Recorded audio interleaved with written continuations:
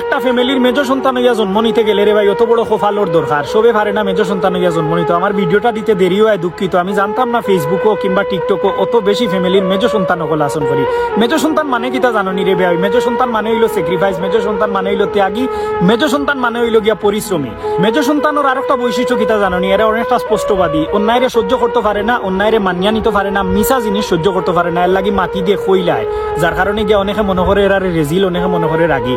এরা রাগর পিছনে সফট একটা মন আছে, এই মনটা অনেকে বুঝতে পারে না, যারা মিশে কেবল তারা কইতে পারে মেজো সন্তান জিনিসটা কিতা।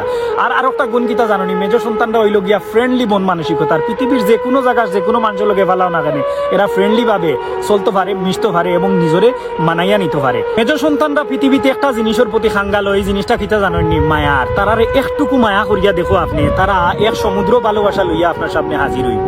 এরার নাম হইল গিয়া মেজো সন্তান। একটা পরিবারের যদি 4টা পিলার নিয়ে একটা পরিবার